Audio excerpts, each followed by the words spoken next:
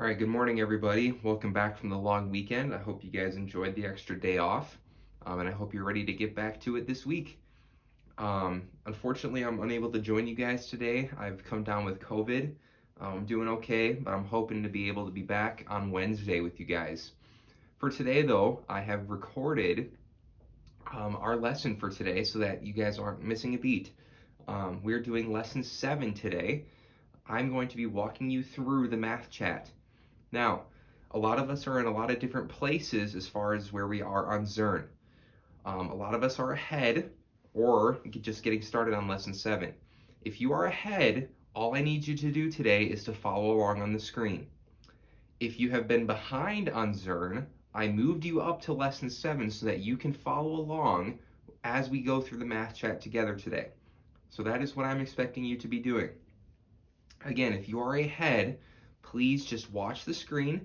If you were behind on Zearn, I moved you up to lesson 7. Follow along with the math chat. Okay, we are going to get started. So let's say that you have a right triangle. Okay, a right triangle has that little square in the corner. And let's also say that we know 2 of the side lengths. Okay, let's say we know one of the legs is A, the other leg is B, 3 and 4. We also know the hypotenuse. Okay, remember that hypotenuse is the side length that is on the other side of the right angle. It does not touch that right angle. Okay, that's really important to know here. Okay, every right triangle follows this same pattern. If you know 2 of the side lengths and or the hypotenuse, you can figure out the missing one. Okay, so in this case, we're just going to prove, that we know, what the Pythagorean theorem is. Okay, so we know that it is a squared plus b squared equals c squared. We talked about that on Wednesday. So go ahead and click enter here. And here we go, we're moving on. Okay, so the side lengths of a right triangle always follow the pattern a squared plus b squared equals c squared. Every time. Okay, where a and b are the legs and c is always the hypotenuse. Every time. Okay, this is the Pythagorean theorem. Today we're going to prove that it works for all right triangles. Here we go. So we're actually going to use a square to start us out here. Okay, it might seem kind of weird to start with a square, but you're going to see in just a second here that it works.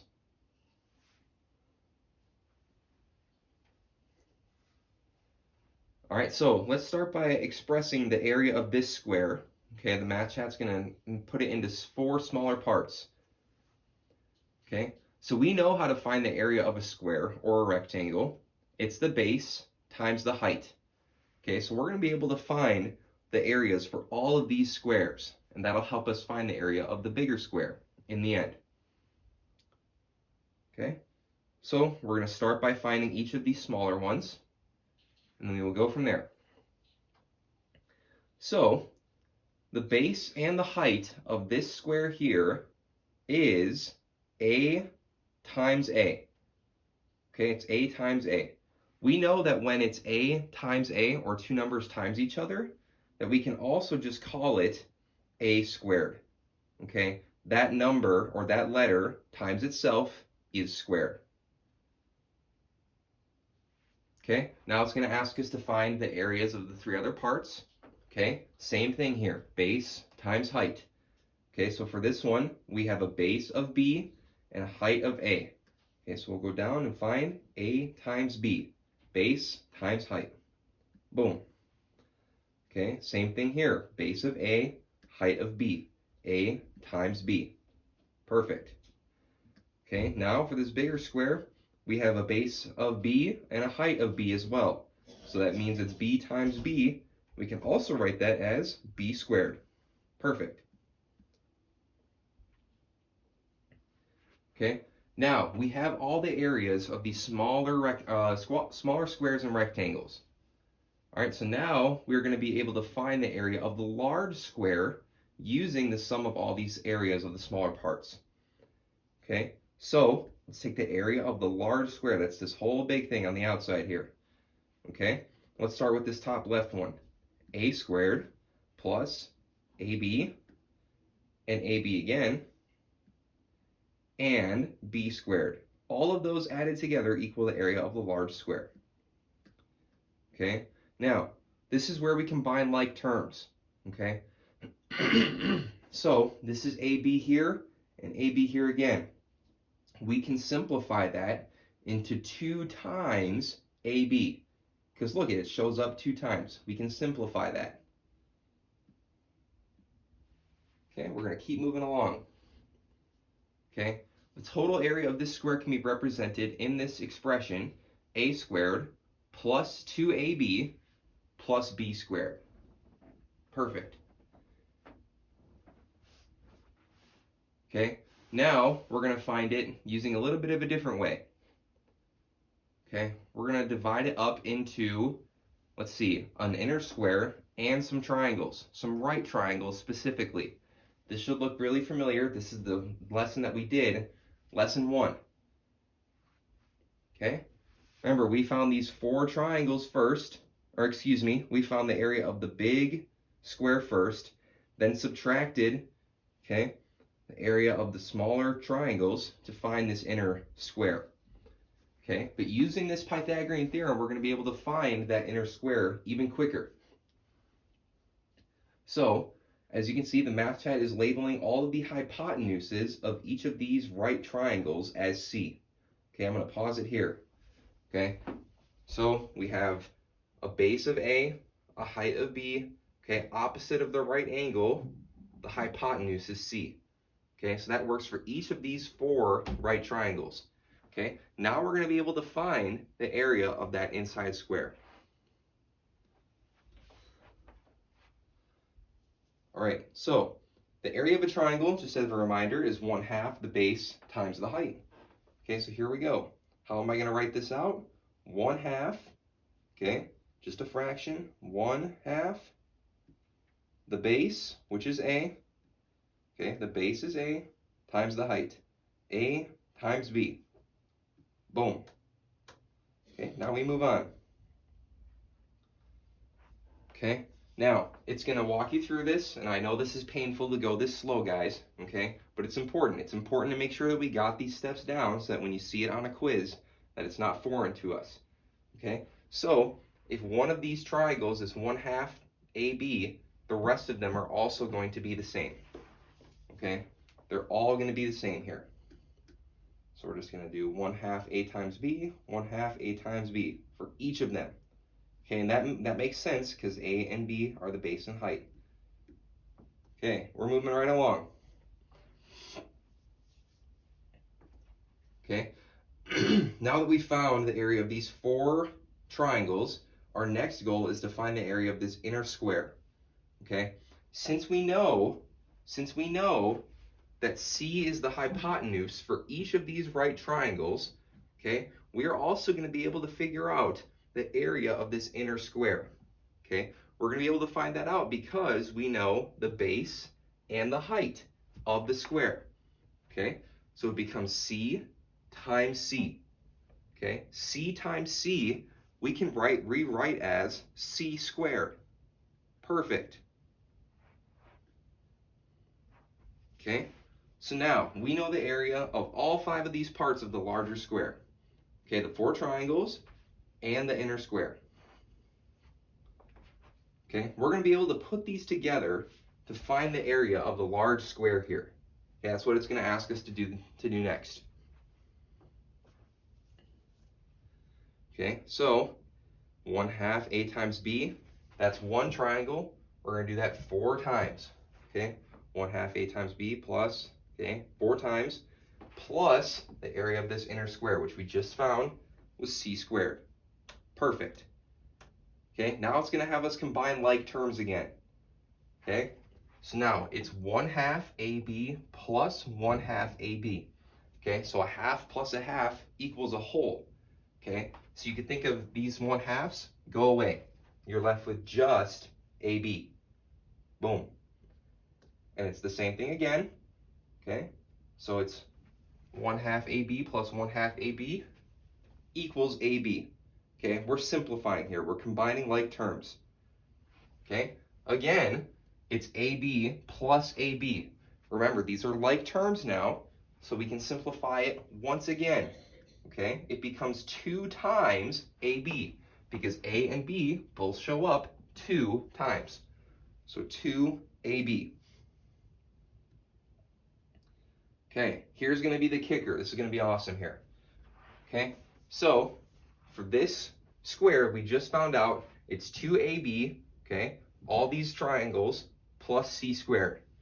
Okay, this big square here equals the area of this big square here that we found earlier. Okay, so when they're equal to each other, that means that we can set each of these equations equal to each other.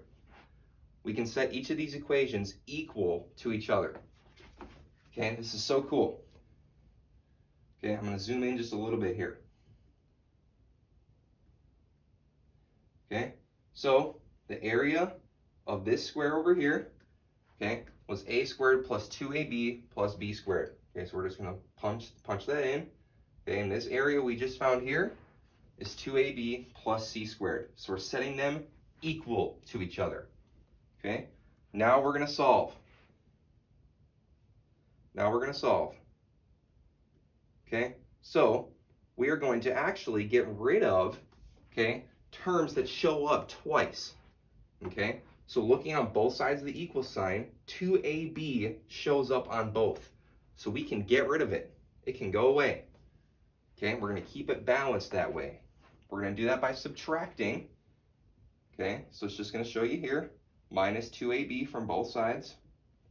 Okay, that means that it goes away. Okay, what's left over? A squared plus b squared on the left side. A squared plus b squared. Now, 2ab goes away here. What's left? C squared. Okay, this should look familiar now. This should look real familiar. This is our Pythagorean theorem. All right. Here's how we proved it. That's awesome. Okay, so since these have the same area, okay, both of these big squares, we just simplified all that work that we just did into a simple equation. A squared plus b squared equals c squared. Excuse me.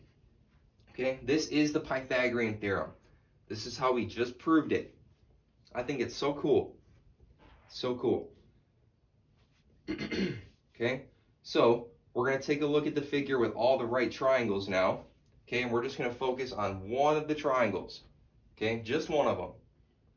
Okay, so we know that we have A and B as our legs and C as our hypotenuse. Okay, so using this equation that we just found, we just proved that A squared, A times A, plus B squared, B times B, equals C squared, C times C. All right, this is so cool. This relationship is true for every single right triangle that we have. Okay, so it doesn't matter. You can know any two sides. Okay, you could know C and B, you could know A and B, you could know A and C. Okay, using this formula, A squared plus B squared equals C squared, you're going to be able to find the missing side length every single time. Okay, so here, okay, it's asking us, what do we know? We know the lengths of the two legs. Okay, the hypotenuse is always C. Don't you forget that. Okay, so we know the lengths of both legs and we're trying to find the hypotenuse. That is what we're trying to find here. We're trying to find the variable C, the hypotenuse. Okay, now is when you substitute in what you do know. Okay, we know that A, the height, okay, we can substitute that in for 5. Okay, 5 plus B squared, do we know what the other leg is? Yes, we do. It's 7. Equals C squared. Can we replace anything with C yet? No, we don't know what C is. That's what we're trying to find out. Okay, we're ready to find this on our own. Okay, now, this is where it can get kind of confusing. This is where I need you to really follow along. Okay, I'm going to walk you through this. So, in our order of operations, exponents come first. Okay, we have exponents to solve here. Okay, so you're just going to simply rewrite the equation. Okay, you're going to rewrite the equation. 5 squared, okay, you can look at the anchor charts, that is 25. 25 plus, okay, what is 7 squared? Do we know that? Yes, we do. It is 49. Okay, c squared is going to stay because we don't know what that is yet. C squared. Excuse me. Okay, now we're going to simplify again. Okay, we need to add 25 plus 49. Okay, we need to add 25 plus 49. Okay, you may use a calculator here. You may use a calculator. So this is going to equal, okay, 5 plus 9 is 14. Okay, 74 equals c squared. Okay, now our next question, is c alone? No, c is not alone yet. C is being squared. So we need to do the opposite of squaring, square rooting. So we need to square root both sides. Okay, we're going to square root c squared, okay, in order to cancel the square. But now, what you do to one side of the equal sign, you must also do to the other. So we're going to square root 74. Okay, we're going to rewrite one more time. Okay, square rooting and squaring, those are opposites. Those cancel. Okay, we're left with just c here. Okay, now, do we know for sure what the square root of 74 is? Look at your anchor chart. Does it show up? No, it does not. So we can leave it as the square root of 74. That is going to be an irrational number, but we can just leave that as our answer. That is the most precise answer that we can get. Square root of 74. Perfect. Now, is it equal to a whole number?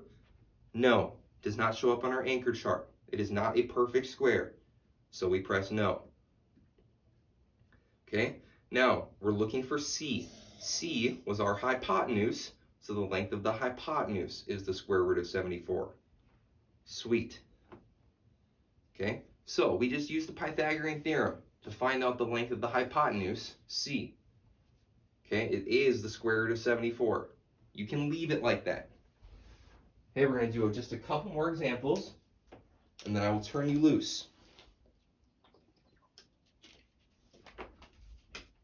And I will turn you loose. Okay, now it's going to ask you, which of these triangles can we use to find use the Pythagorean theorem to find? Okay, remember, it must have a right angle. So these bottom two have right angles.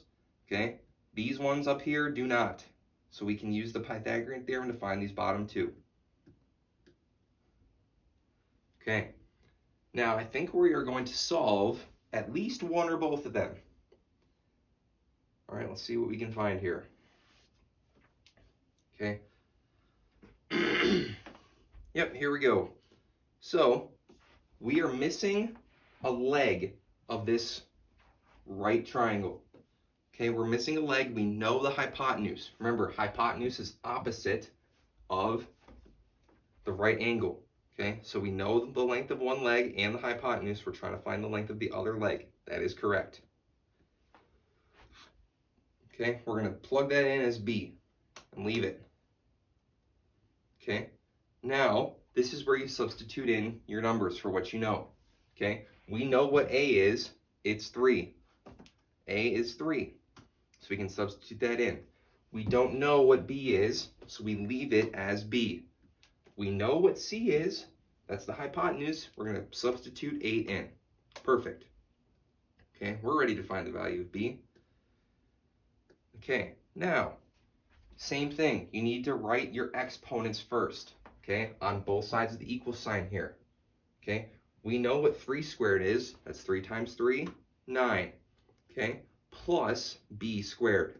We still have to leave that there. Equals 8 squared. 8 squared, look on your anchor chart. Hopefully you're able to remember these at some point soon. 64. Okay, now, this is where I see some of us get tripped up. Okay, our goal is to get B all alone. That is our end goal. So this is a review from last unit. I need to do what I can to get B alone. I need to move this 9 over to the other side of the equal sign by doing its opposite, subtracting 9 from both sides. Okay, that's going to leave me with b squared equals 64 minus 9, 55. Okay, one more step. My goal is to get b all alone. It is b squared. I need to do the opposite of squaring, square rooting. So I need to do the square root of b squared. Okay, what I do to one side of the equal sign, I must also do to the other. So I'm going to take the square root of 55. Okay, the square root and the square cancel each other out. You bring b down. B is left alone. Okay, now, can we simplify the square root of 55? No, we cannot. Okay, so we're just going to leave it. Okay, if it was the square root of, say, 49, we could simplify that to equal just 7. Okay, but in this case, we cannot. We're going to leave it as the square root of 55. Done. Okay, now like I just said, is 55 a perfect square? No, it does not show up on our anchor chart, so it is not equal to a whole number. Okay, now it's going to ask us the length of one of the sides, okay, not the hypotenuse, is 55, square root of 55. Okay, perfect. It's going to give us one more example here, and then we will call it a day. Okay, we have one more example here. Okay, we know the length of one leg and the hypotenuse. Hypotenuse is opposite the equals, or is opposite the right angle. Okay, so now we can substitute that in for a. Okay, we're just going to call it a. Good enough. Okay, now you substitute in your numbers. Okay, what you do know. Do we know a yet? No, leave it as a. Do we know the other length of the leg? B. Yes, it's 4. Do we know the hypotenuse? Yes, it is 9. Okay, same thing here. Now is where we solve for a to get a all alone. Okay, remember, we have to do our exponents first. Okay, so we'll keep it as a squared, okay, plus 16 equals 9 squared, 81. Okay, again, we need to get a all alone. I need to get rid of this plus 16 by doing its opposite, minus 16 from both sides. Okay, good stuff. Now you're left with a squared equals, and remember, you can always use a calculator here. You can always use a calculator here. Okay, 65 is going to be your answer. Okay, now, is a alone? No, it is a squared. We need to do the opposite of squaring, square rooting. The square root of a squared equals the square root of 65. Okay, you need to do the square root on both sides. Okay, that's going to cancel this square out. Okay, you're left with a equals, okay, the square root of 65. Can we simplify that? Is 65 a perfect square? No, it is not. So we leave it as the square root of 65. Done.